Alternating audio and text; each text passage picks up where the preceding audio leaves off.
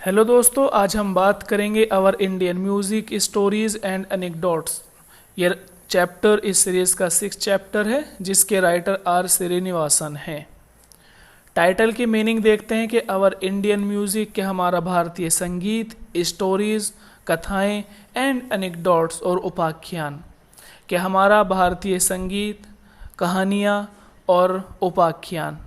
Chapter को शुरू करते हैं कि music has always had the power, कि म्यूज़िक में एक ऐसी ताकत है, कि म्यूज़िक में हमेशा एक ऐसी ताकत रही है टू स्टर, जो एक हलचल पैदा कर देती है, जो हमारे इमोशंस को डीपली यानी गहराई तक क्या कर देती है, स्टर एक्टिव कर देती है। जो हमारे इमोशंस हैं उनके अंदर एक हलचल पैदा कर देती है, म्यूज़िक में वो ताकत है।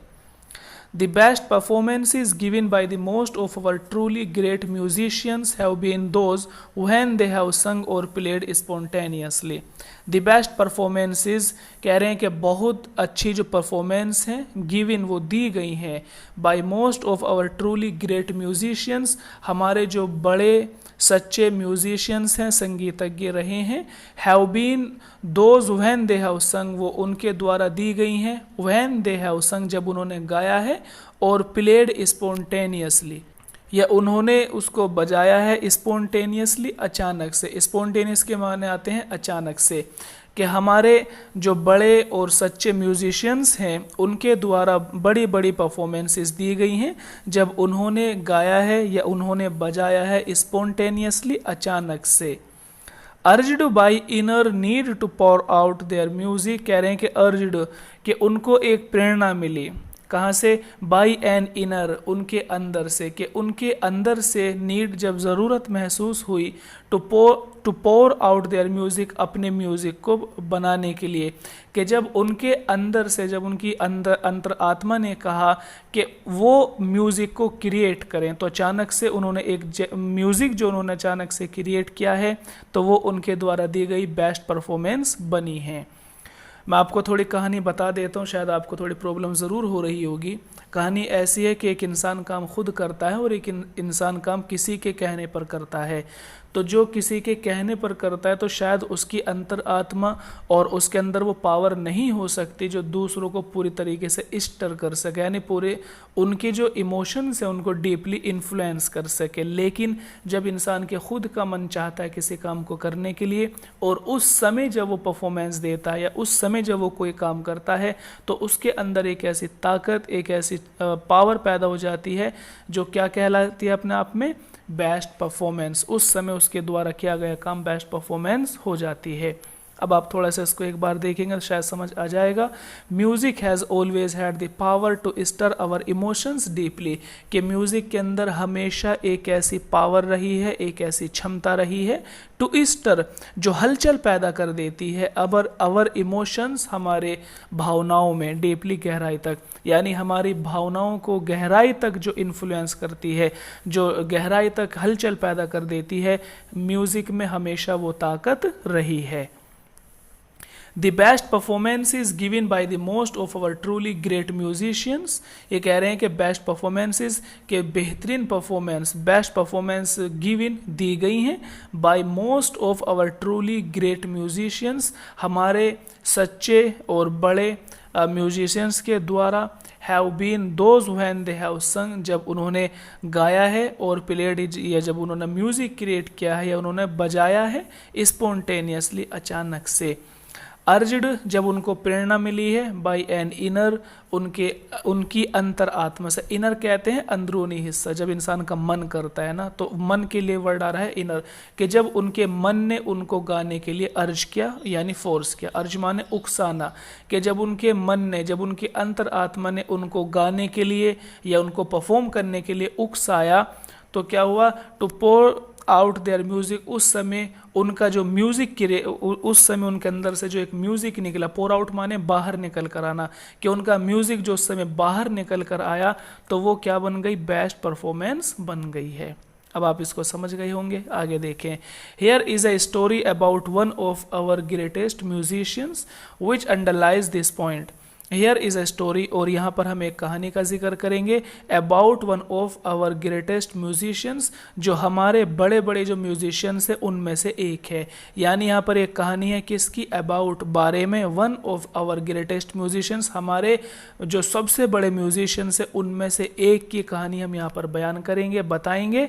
विच अंडरलाइंस दिस पॉइंट, जो इस पॉइंट को, जो हमारी बात है कि जब इंसान की अंतरात्मा किसी काम के लिए करती है और उस समय इंसान जो काम करता है तो वो उसके द्वारा दी गई बेस्ट परफॉर्मेंस बनता है। तो उसी कहानी को रिलेट करने के लिए कह रहे हैं कि हमारे जो बड़े बड़े म्यूजिशियंस हैं उनमें से हम एक की कहानी को यहाँ पर बताएंगे। विच अंडरलाइंस दिस पॉइंट, जो इस पॉइंट को पूरी तरह से एक्सप्लेन करेगी। देखेंगे, कह रहे हैं कि history of Indian music is brimming with stories and anecdotes. Brim माने भरना, कि हिस्ट्री ऑफ इंडियन म्यूज़िक, के इंडिया जो भारतीय म्यूज़िक है, जो भारतीय संगीत है, उसका जो इतिहास है, इज़ ब्रीमिंग विद, वो भरा हुआ है किससे, स्टोरीज़, बहुत सारी कहानियों से, एंड एनेक्डोट्स, और कथाओं से। कि हमारा जो भारतीय म्यूज़िक का इतिहास रहा है वो हमेशा कहानियों से और उपाख्यानों से भरा रहा है। कह रहे हैं कि भाई क्योंकि the very origin of music and other fine arts is in it self a story. ऐसा इसलिए है क्योंकि the very origin of music, के संगीत की जो ओरिजिन, जो संगीत की उत्पत्ति है, एंड अदर फाइन आर्ट्स, और दूसरी जो फाइन कलाएँ हैं, जो दूसरी फाइन आर्ट्स हैं, उनकी जो ओरिजिन है, और संगीत की जो ओरिजिन है, ये क्या है, is in it self a story, ये अपने आप में कहानी है। कि कह रहे हैं कि भारतीय इतिहास जो रहा है म्यूज़िक का, वो बहुत सारी कहानियों से, बहुत सारी कथाओं से भरा रहा है, और म्यूज़िक की और जो दूसरी फाइन आर्ट्स हैं उनकी उत्पत्ति अपने आप में एक स्टोरी है। The creator Brahma made this universe, के क्रिएटर ब्रह्मा ने, ब्रह्मा यानी ईश्वर ने इस दुनिया को बनाया। यूनिवर्स माने दुनिया, मेड दिस यूनिवर्स, क्रिएटर माने रचनाकार, कि रचनाकार ब्रह्मा ने, रचनाकार ईश्वर ने इस दुनिया को बनाया। He created a variety of wonderfully beautiful and enchanting things. He created, उसने रचना की, a variety of wonderfully, wonderfully माने आश्चर्यजनक, कि बहुत ज़्यादा आश्चर्यजनक, ब्यूटीफुल खूबसूरत, एनचेंटिंग लुभाने वाली, थिंग्स माने चीज़ें, के ब्रह्मा ने इस दुनिया को पैदा किया, इस दुनिया की रचना की। एंड ही क्रिएटेड, और उसने बनाई, उसने रचना की, अ वैरायटी, अलग अलग, वैरायटी माने अलग अलग, वंडरफुली आश्चर्यजनक चीज़ों की, ब्यूटीफुल खूबसूरत चीज़ों की, एंड एनचेंटिंग, और लुभाने वाली चीज़ों की। थिंग्स माने चीज़ कहते हैं। आगे देखें, he created the majestic mountain ranges, ये कह रहे हैं कि ही क्रिएटेड, उसने रचना की, द मैजेस्टिक, बहुत ही शानदार, माउंटेन माने पहाड़, रेंजेस माने पर्वतमाला, कि उसने पहाड़ों की जो बहुत ही खूबसूरत जो पर्वतमाला है उनकी रचना की। थंडरिंग वाटरफॉल्स, और वाटरफॉल्स झरने के लिए आते हैं, थंडर माने शोर करते हुए, आवाज़ करते हुए, कि आवाज़ करते हुए जो झरने हैं उनको उनकी रचना की। And the giant forest trees, और जो जंगल में बड़े बड़े पेड़ हैं उनकी रचना की। As also the nimble deer, nimble माने जो चंचल, डियर माने हिरन, और उसने चंचल हिरन की रचना की। द कलरफुल पिकॉक, और जो रंग बिरंगे मोर हैं उनकी रचना की। एंड द एक्सक्यूजिट फ्लावर्स, और ख़ूबसूरत फूलों की रचना की। यानी ये सब वो चीज़ें हैं जिनकी ईश्वर ने रचना की है। He filled his creation with beauty, charm and splendor. He filled his creation, और फिर उसने अपनी रचना को भर दिया, with beauty, खूबसूरती से, charm, attraction से, and splendor, और शानदार। ब्यूटी और स्प्लेंडर दोनों के माने शानदार क्या आएंगे, खूबसूरत यानी अच्छाई क्या आएंगे। और उसने अपनी इस रचना को भर दिया खूबसूरती से, अट्रैक्शन से। बट ही वॉज सैड, लेकिन वो हमेशा दुखी रहा। ही वॉज सैड, वो बहुत दुखी था। ये सब करने के बाद भी जो ईश्वर है, जो ब्रह्मा है, वो बहुत ज़्यादा दुखी था। हिज कंसर्ट सरस्वती, उसकी वाइफ, कंसर्ट माने वाइफ के लेंगे, हिज कंसर्ट सरस्वती वाइफ, कह रहे हैं कि उसकी वाइफ सरस्वती ने आस्क्ड हिम, उससे पूछा, the reason for his sadness, उसकी परेशानी का कारण, कि उसकी वाइफ सरस्वती ने उससे उसकी परेशानी का कारण पूछा। ब्रह्मा सेड, ब्रह्मा ने कहा, इट इज़ ट्रू, ये सच है, इट इज़ ट्रू, ये सच है। क्या सच है? कहते हैं कि I have created all this wonder and charm and showered beauty everywhere, कि I have created all this wonder, कि मैंने जो भी कुछ पैदा किया वो सारा, ओल माने सारा का सारा, कि आई हैव क्रिएटेड ऑल, के मैंने सारा का सारा कैसे पैदा किया? वंडर, आश्चर्यजनक, मैं यानी मैंने हर एक चीज़ को आश्चर्यजनक तरीके से पैदा किया है।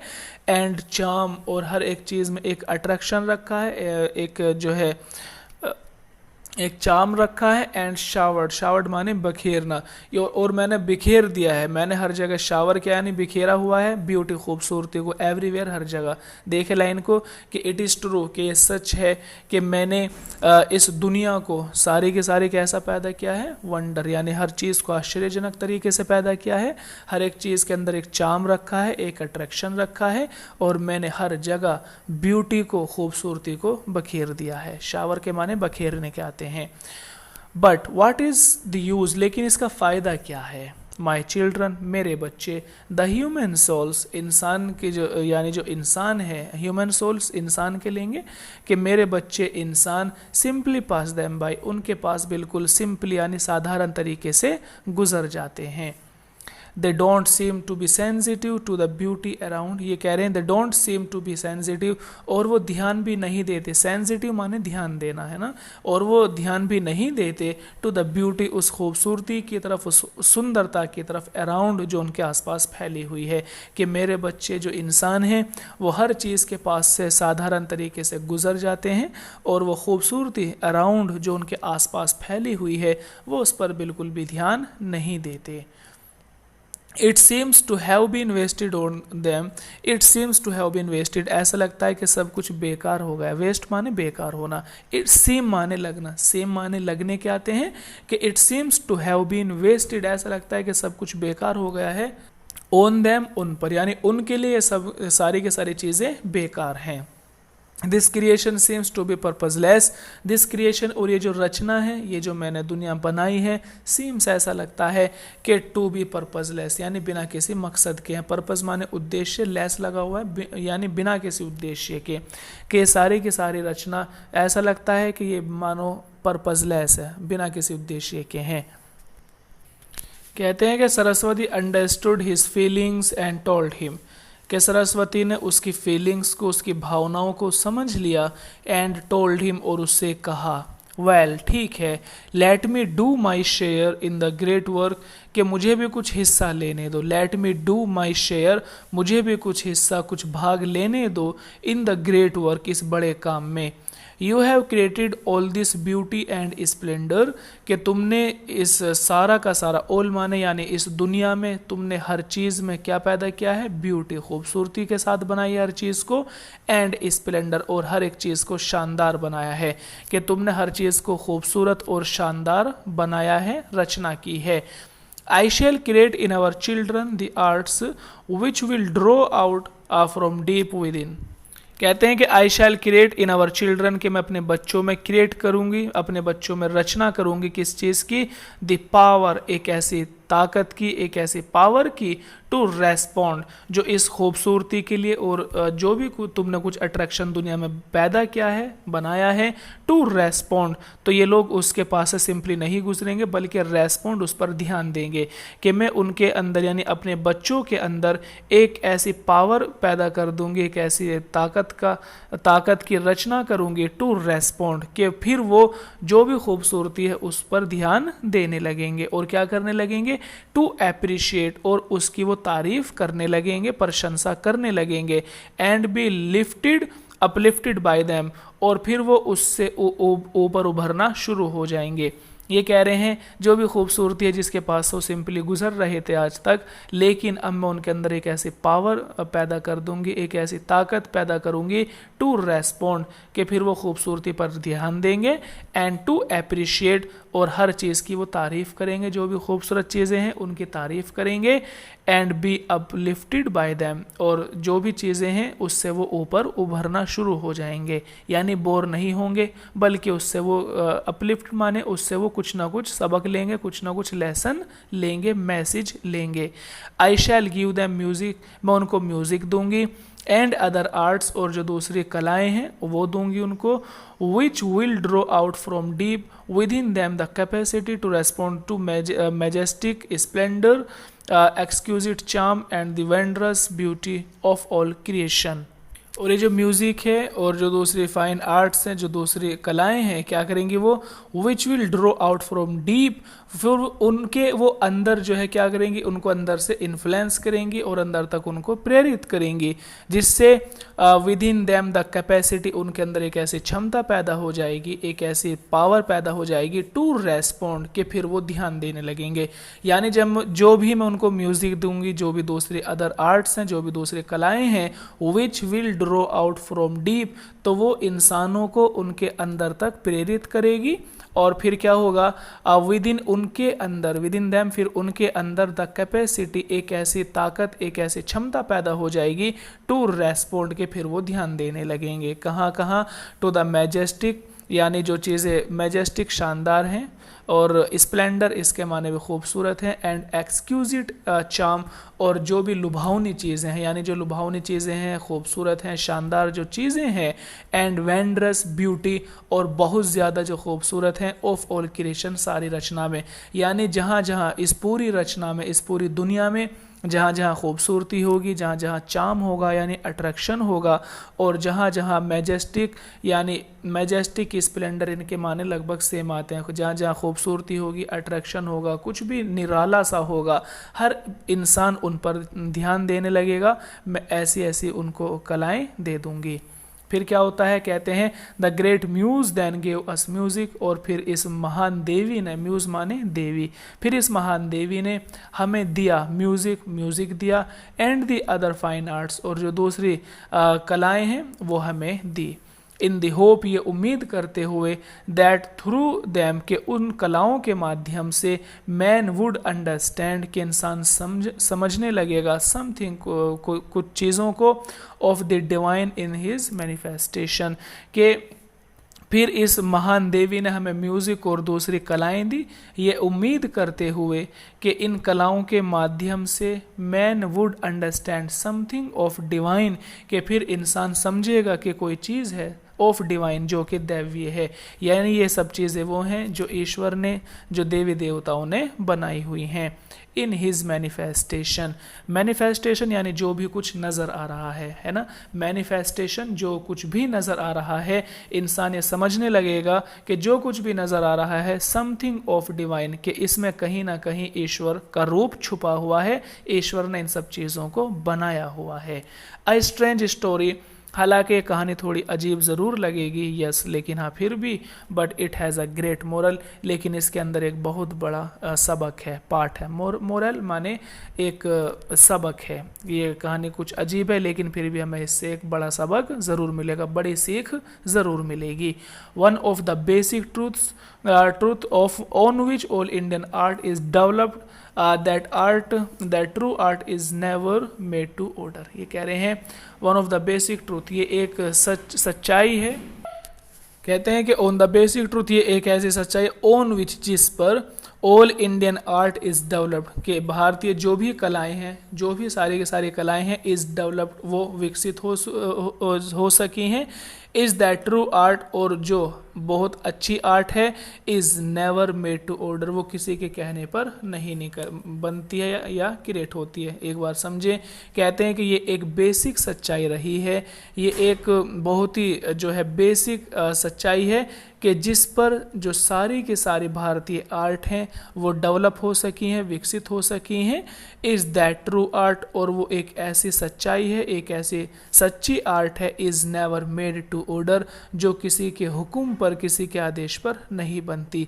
यानी एक ऐसी सच्चाई है जो बेस्ट परफॉर्मेंस है, जो बेस्ट आर्ट है, जो बेस्ट म्यूज़िक है, यानी कोई भी चीज़ जब बेस्ट होती है तो वो किसी के ऑर्डर पर नहीं होती, बल्कि वो कहाँ से निकलती है, it comes as a result of an irresistible inner urge, बल्कि ये एक परिणाम होता है। इट कम्स, ये बाहर निकलती है, एज अ रिजल्ट, एक परिणाम के रूप में, किसके, ऑफ एन इरेसिस्टिबल इनर अर्ज। इरेसिस्टिबल यानी कंट्रोल ना होने वाली, इरेसिस्टिबल कंट्रोल ना होने वाली, इनर माने अंदर से, अर्ज माने प्रेरणा, कि ये एक ऐसी प्रेरणा है जो कि कंट्रोल नहीं की जा सकती। तो जब वो बाहर निकलती है तो उसका रिजल्ट ये होता है कि वो ट्रू आर्ट बन जाती है। लेकिन जब हमें कोई हुक्म देता है किसी काम को करने के लिए, तो हमारी जो अंतर आत्मा है वो उसके लिए शायद प्रेरित नहीं हो पाती और हमें वो काम मजबूरी में करना पड़ता है। क्लियर हो गया होगा। देखते हैं कि we hear a song of Tyagaraja and are enthralled, ये कह रहे हैं कि हम त्यागराज के गाने सुनते हैं, एंड आर एंथ्रल्ड, और हम बहुत ज़्यादा उससे इन्फ्लुएंस होते हैं, हम उसमें खो जाते हैं। कि हम त्यागराज के गाने सुनते हैं, एंथ्रल्ड उनमें खो जाना, पूरी तरीके से अपने आप को उनमें मदहोश हो जाना है ना। हम त्यागराज के गाने सुनकर उनमें मदहोश हो जाते हैं, उनमें खो जाते हैं। We see a majestic temple tower and gaze on it with wonder. हम वी सी हम देखते हैं मैजेस्टिक टेम्पल टावर, किसी मंदिर का जो एक बहुत ही लुभावना है ना, मैजेस्टिक लुभावना, टावर माने उसकी जो मीनार है, जो मंदिर के मीनार हैं या जो भी टावर के आते हैं, समझ लें बस आप ऐसे ही, कि we see a majestic temple tower, कि हम किसी मंदिर का जो बहुत ही लुभावना टावर होता है, बहुत ही लुभावनी मीनार होती है, तो हम उसको देखते हैं, एंड गेज ऑन इट, और हम उसको निहारते हैं, हम उसको लगा, गेज ऑन माने निहारना, हम उसको निहारते रहते हैं, विद वंडर, बहुत ही आश्चर्य के साथ में। कि जब हम किसी मंदिर के टेम्पल के जो टावर है, किसी मंदिर का जो मीनार है, जब हम उसको देखते हैं तो हम उसको निहारते रहते हैं आश्चर्य के साथ में। We see some of our ancient sculptures and feel thrilled. We see some of our ancient sculpture, और हम अपने जो ancient स्कल्पचर्स माने मूर्तियों के आएंगे, कह रहे हैं कि जब हम देखते हैं, we see some of our ancient sculpture, जब हम देखते हैं अपने कुछ पुरानी मूर्तियों को, फील थ्रिल्ड, तो हम कैसा फील करते हैं, कैसा महसूस करते हैं, थ्रिल्ड, पूरी तरह से उनमें खो जाना। कि जब हम पुरानी मूर्तियों को देखते हैं तो हम पूरी तरह से उनमें खो जाते हैं। वाई, क्यों, ऐसा क्यों होता है, एक सवाल किया है, ऐसा क्यों होता है। कहते हैं आंसर में कि behind all such works of art is a great spiritual अर्ज, के जो ऑल सच वर्क्स के इस तरह के जो बड़े बड़े काम हैं, वर्क्स ऑफ आर्ट यानी इस तरह की जो बड़ी बड़ी रचनाएं हैं, जो बड़े बड़े काम हैं, बिहाइंड उन सब के पीछे इज़ अ ग्रेट स्पिरिचुअल अर्ज, एक बहुत ही बड़ी स्पिरिचुअल यानी इंसान की जो आत्मा है वो रही है। कि इंसान की आत्मा ने जो है, अर्ज माने उकसाना, अर्ज माने उकसाना, स्पिरिचुअल माने आत्मा, कि इंसान की आत्मा ने उन यानी उन लोगों को, उन आर्टिस्ट्स को वो काम करने के लिए उकसाया है। तो ये कारण है इन सब चीज़ों के पीछे कि आज भी हम उनको देखकर चीज़ों को, यानी चाहे वो मूर्तियाँ हों, चाहे वो पुराने मंदिर हों, मस्जिद हों, जो भी हो, या पुराने महल हो, तो हम उनको देखकर बिल्कुल हैरत के साथ उनको देखते हैं और मन करता है कि बस हम उनको निहारते रहें। तो ऐसा क्यों होता है, तो उसका आंसर दिया है कि इन सब बड़े बड़े कामों के पीछे उन आर्टिस्ट की, जो वो रचनाकार थे, उन रचनाकारों की आत्मा है, यानी उनकी आत्मा ने उनको वो करने के लिए उकसाया था, और इसीलिए उन्होंने उन चीज़ों को बहुत ही ग्रेट पैदा किया है, बहुत ही अच्छे से उन्होंने चीज़ों की रचना की है, ऐसी रचना की कि आज भी इंसान उनको देखना पसंद करता है। The artists who gave them to us poured their devotion, वही बात आ रही है कि into the shape of such exquisite works of art, the artist यानी जो रचनाकार हैं, जिन्होंने वो पुरानी ancient चीज़ों को बनाया, तो क्या कहते हैं, the artist, उन artist ने who gave them to us, जो चीज़ें हमें दी हैं, तो क्या क्या है उन चीज़ों में, उन्होंने poured, उन्होंने उड़ेल दिया है, उन्होंने डाल दिया है क्या, their devotions, अपनी पूरी जो भक्ति है, अपनी पूरी की पूरी भक्ति, अपना पूरा का पूरा ध्यान, अपना 100% उन्होंने उन चीज़ों में पोर किया है, उन चीज़ों में डाला है। into the shape of such exquisite work of art, into the shape यानी उन्होंने जो एक शेप दी है, उन्होंने जो एक रूप दिया है, of such exquisite work of art, इस तरह के जो बड़े काम है, जो बड़े बड़े आर्ट, जो खूबसूरत काम है, जो बेस्ट वर्क्स रहे हैं आर्ट के, उन वर्क्स को बनाने में, उन वर्क्स को शेप देने में, उन काम को रूप देने में, आकार देने में, उन लोगों ने अपनी जो 100% जो भक्ति हो सकती थी वो उन्होंने दी है। क्लियर हो गया होगा। नेक्स्ट देखें, it was an act of self effacing dedication, कि ये जो महान काम हुए हैं उसके बारे में है कि इट वॉज, ये था, यानी ये महान काम हो सके हैं, क्यों, N act of self effacing, यानी सेल्फ इफेसिंग के इन, जब उनके मन ने चाह, सेल्फ माने मन, कि जब उनके आर्टिस्ट के मन ने चाह डेडिकेशन, और फिर उन्होंने पूरे डेडिकेशन के साथ में, पूरे समर्पण के साथ में उन्होंने वो काम किए हैं, इसीलिए वो काम आज भी याद किए जाते हैं। तो कहते हैं it was an act of self effacing, यानी उनके मन ने जब उसको चाहा तो डेडिकेशन, उन्होंने पूरे समर्पण के साथ में उन काम को किया है, इसीलिए वो काम कैसे बन गए हैं, एक्सक्यूजिट वर्क्स ऑफ आर्ट, यानी किसी भी आर्ट के बहुत ही खूबसूरत वर्क वो बन गए हैं। और उसकी वजह क्या थी, उसकी वजह ये थी कि उनके मन ने जब उसको चाहा तो उन्होंने वो काम किए। A story is told of Tansen, ये कहानी जो है एक तानसेन है जो बहुत बड़े संगीतज्ञ रहे हैं तारीख में। A story is told of Tansen, के तानसेन के बारे में कहानी बताई जाती है।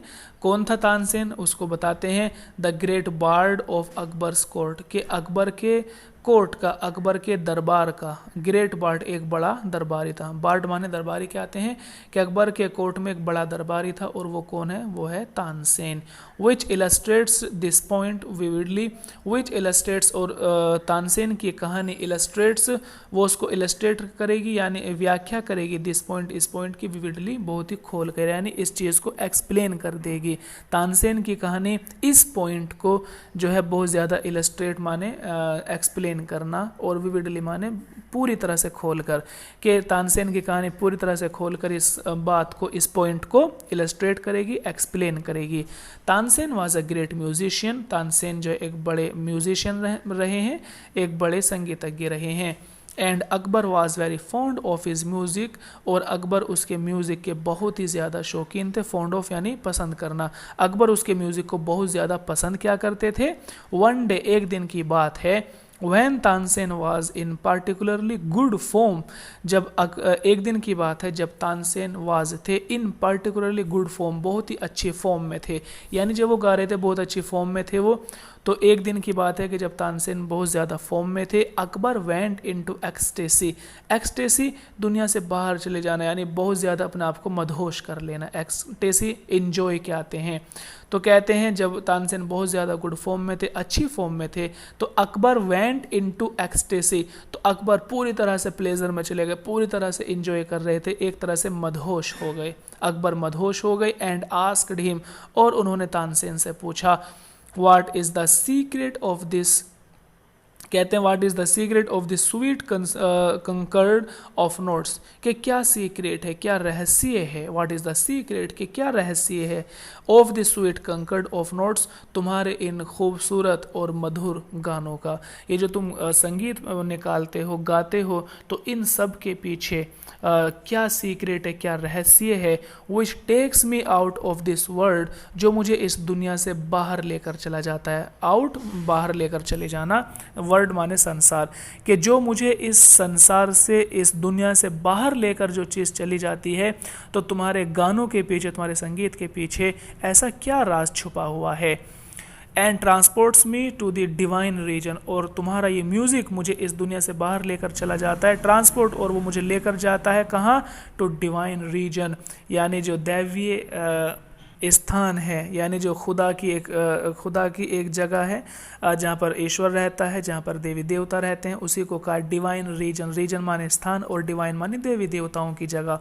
तो कहते हैं कि तुम्हारे संगीत में, तुम्हारे म्यूज़िक में ऐसी क्या चीज़ है, एक ऐसा क्या राज छुपा हुआ है जो मुझे इस दुनिया से देवी देवताओं की दुनिया में लेकर चला जाता है।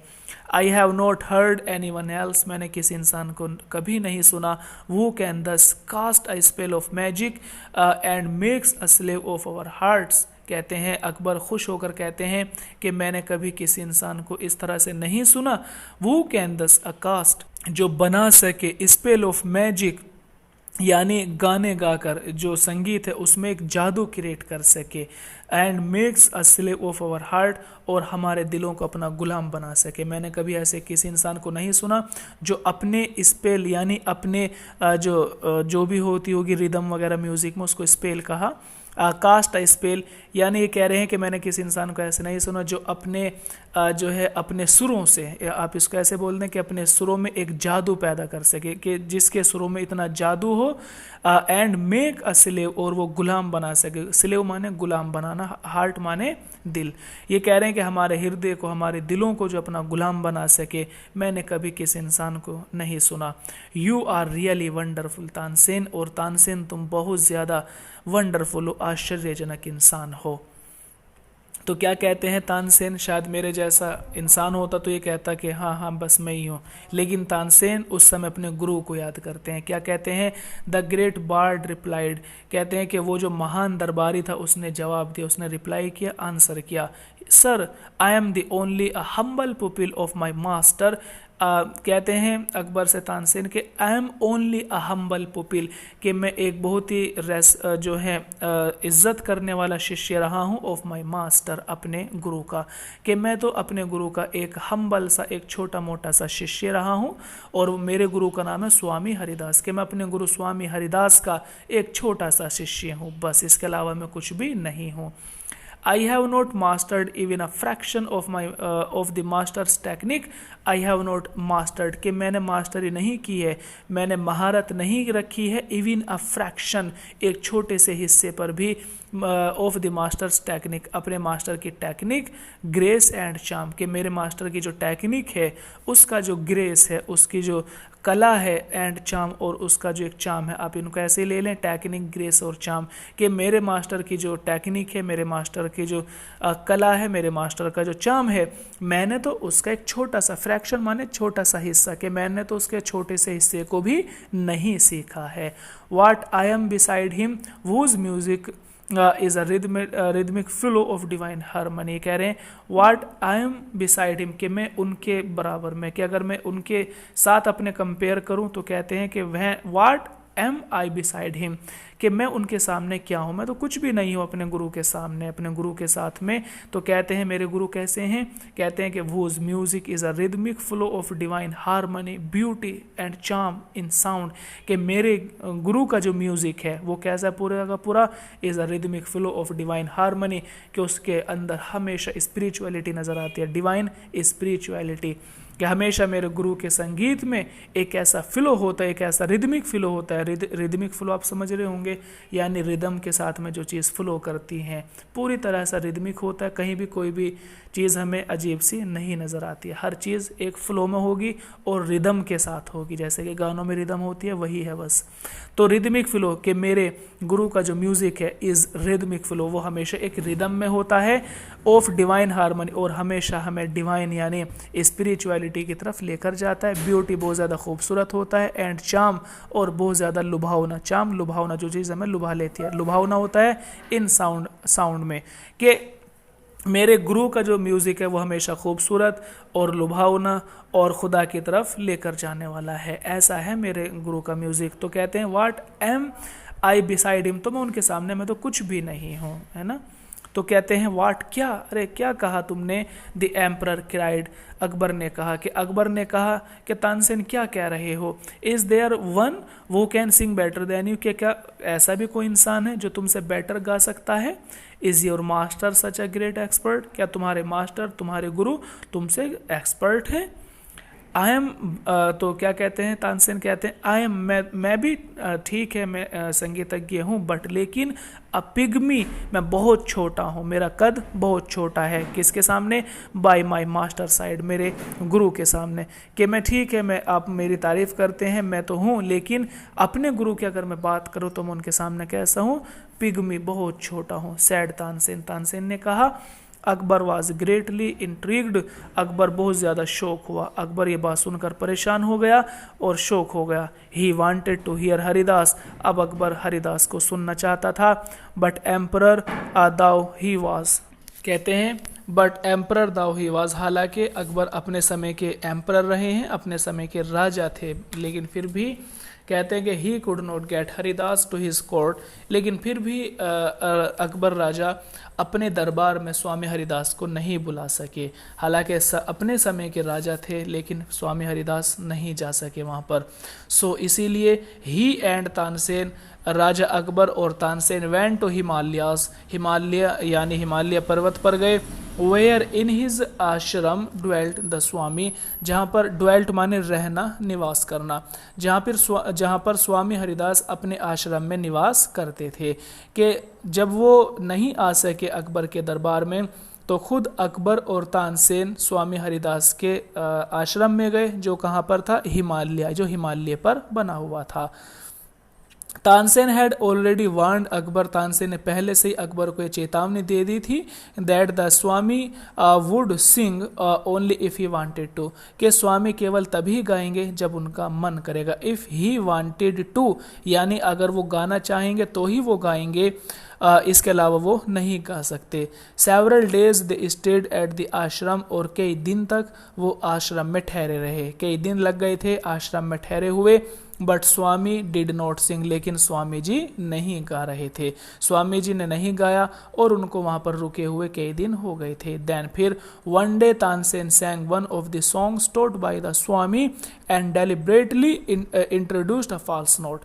वन डे, एक दिन की बात है, Tansen sang one of the songs, Tansen ने एक ऐसा गाना गाया, टोट बाय द स्वामी, जो कि स्वामी ने उसको सिखाया था। यानी जब तानसेन गाना सीख रहे होंगे तो स्वामी जी ने एक गाना सिखाया था तानसेन को, तो उस दिन तानसेन ने वही गाना गाया। एंड डेलिब्रेटली, जानबूझकर, डेलिब्रेटली माने जानबूझकर, और जानबूझकर इंट्रोड्यूस्ड, उसने गा दिया अ फॉल्स नोट, एक गलत नोट।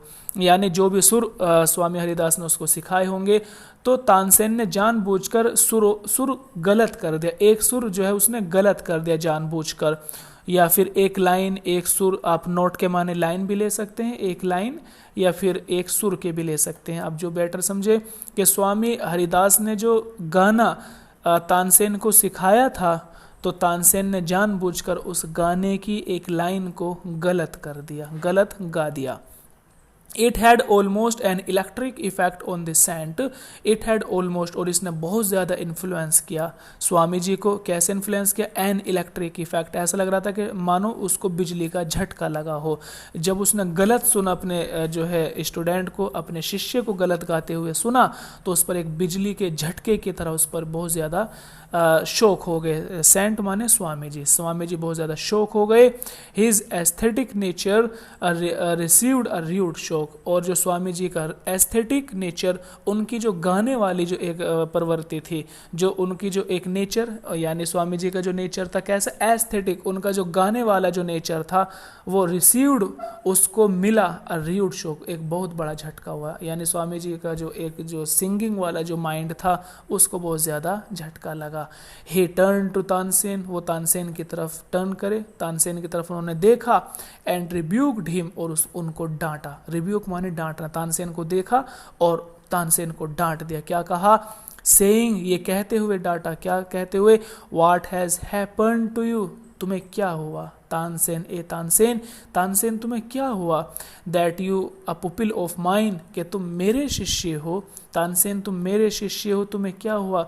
और तुम मेरे शिष्य होकर should commit such a gross blunder, इतनी बड़ी गलती कैसे कर सकते हो? ग्रोस माने बड़ी, ब्लेंडर माने गलती, कि तुम मेरे शिष्य होकर इतनी बड़ी गलती कैसे कर सकते हो? तानसेन तुम्हें क्या हुआ?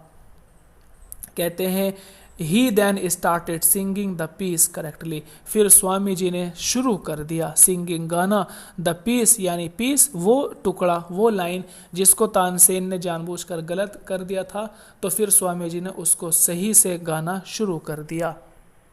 और जब वो गा रहे थे तो कहते हैं the mood came upon him, फिर उनका जो मूड है, उनका माइंड जो है उन पर बन गया, यानी उनका मूड बन गया लगभग गाने के लिए। एंड एनवल्व्ड हिम, और उनको पूरी तरह से उनके मूड ने अपने काबू में कर लिया, यानी पूरी तरह से स्वामी जी का मूड अब गाने के लिए बन गया था। और फिर क्या हुआ? कहते हैं and he forgot himself in music, और फिर उन्होंने वो अपने आप को म्यूजिक में पूरी तरह से खो गए। फॉरगॉट माने भूल जाना, कि फिर वो अपने आप को पूरी तरीके से भूल गए थे इन म्यूजिक, म्यूजिक में जो है म्यूजिक में पूरी तरह से भूल गए थे अपने आप को। Which field the earth and heaven, ये कह रहे हैं उनके म्यूजिक ने इस ज़मीन को और आसमान को पूरी तरीके से भर दिया था। Akbar and Tansen forgot themselves, और अकबर और तानसेन भी फॉरगॉट अपने आप को भूल चुके थे। देमसेल्व्स माने अपने आप को। कह रहे हैं कि स्वामी जी अपने आप को भूल गए थे और उन्होंने बहुत अच्छा गाया, यहाँ तक कि ज़मीन और आसमान उनके म्यूज़िक से भर गई थी। अकबर और तानसेन इन दोनों ने भी अपने आप को पूरी तरह से भुला दिया था, पूरी तरह से लोग खो गए थे in the sheer melody and charm of the music. Swami ji का जो म्यूज़िक है उसके अट्रैक्शन में, चार्म यानी उसके चार्म में, उसके अट्रैक्शन में, एंड शेयर मेलोडी, और उसकी जो एक मीठा जो सुर थे, जो मीठे मीठे सुर लगा रहे थे स्वामी जी, उनके सुरों में और उनके म्यूज़िक में वो दोनों खो चुके थे। It was a unique experience, ये बहुत ही एक अलग सा एक्सपीरियंस था। व्हेन द म्यूज़िक स्टॉप्ड, जब म्यूज़िक रुका, अकबर टर्न टू तानसेन, अकबर तानसेन की तरफ टर्न किया, उसकी तरफ देखा, एंड सेड, और कहा, you say you learn music from this saint, तुम कहते हो कि तुमने इस साधु से, इस स्वामी से म्यूज़िक को सीखा है, and yet you seem to have missed the living charm of it all, और ऐसा लग रहा है, एंड यू सीम, और तुम्हें देखकर ऐसा लगता है कि टू हैव मिस, कि तुमने खो दिया है, द लिविंग चार्म, एक जो जीता जागता चार्म होता है, ऑफ इट ऑल यानी इसका, यानी म्यूज़िक में जो एक लिविंग चार्म है, म्यूज़िक का जो एक चार्म है, एक जो अपनी तरफ को अट्रैक्शन होता है म्यूज़िक का, ऐसा लग रहा है कि यू हैव मिस्ड, तुमने उसको मिस कर दिया है। तुम्हारे गुरु ने जो गाया है उसके अंदर एक लिविंग चार्म था, एक बिल्कुल जो है अंदर जो इंसान का जो हार्ट है उसको वश में करने वाला होता है, लेकिन तुम्हारे म्यूज़िक में वो चीज़ नहीं है।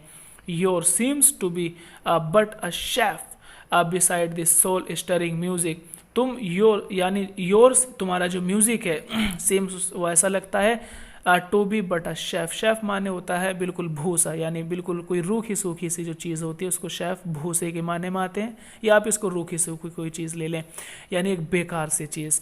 योर तुम्हारा जो म्यूज़िक है, seems to be but chaff, बस एक भूसे की तरह लग रहा है, beside this soul stirring music, यानी सोल माने आत्मा, स्टरिंग माने इन्फ्लुएंस करने वाला, और जो है म्यूज़िक संगीत के इस आत्मा को इन्फ्लुएंस करने वाले म्यूज़िक के सामने तुम्हारा जो म्यूज़िक है वो तो एक भूसे की तरह लग रहा है।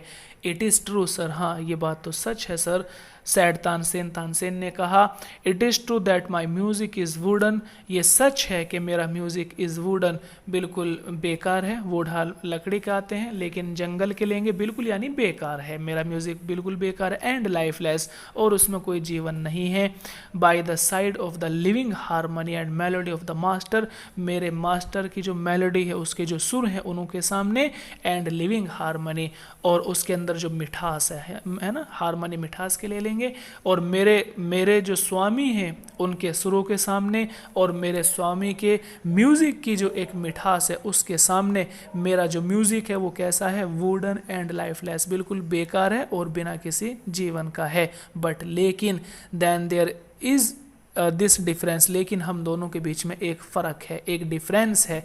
क्या डिफरेंस है? जो लाइन अब कही है वो बहुत ही प्यारी लाइन है, आप उसको देखेंगे कि आई सिंग टू द एम्परर्स बिडिंग, कि मैं जो है अपने राजा के हुक्म पर गाता हूँ, है ना, मेरे राजा जब मुझे हुक्म देते हैं गाने के लिए मैं उनकी इच्छा के अनुसार गाता हूँ। But my master sings to the man's bidding, no man's bidding, लेकिन मेरे मास्टर, मेरे जो गुरु हैं, sings to no man's bidding, वो किसी इंसान की इच्छा के अनुसार नहीं गाते, मैं एक राजा की इच्छा के अनुसार गाता हूँ, जबकि मेरे गुरु, मेरे स्वामी किसी इंसान की इच्छा के हिसाब से नहीं गाते।